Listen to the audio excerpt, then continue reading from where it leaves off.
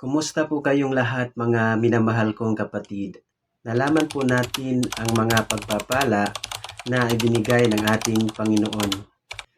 Alam po ba natin mga minamahal kong kapatid na kapag ang Diyos ang magpala, ay hindi po niya ito dinagdagan ng kung anumang kalungkutan.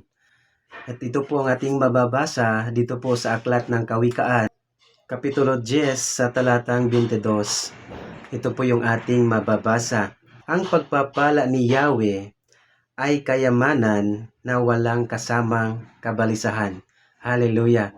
Kapag ang pagpapala po ay nagmumula sa Panginoon, ito po ay walang kabalisahan. Ito po ay nagbibigay sa atin ng kayamanan. Amen. At ito po ang ating mababasa dito po sa English translation from the book of Proverbs chapter 10 verse 22. Let me share to you.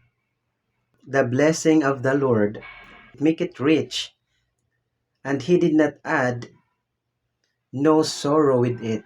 Hallelujah. Wala pong kalungkutan kapag ang Diyos po ang nagpapala. Amen. Hallelujah. Hanggang dito lamang po mga minamahal kong kapatid. Ingat po kayo palagi. Jesus loves you. Bye-bye and God bless.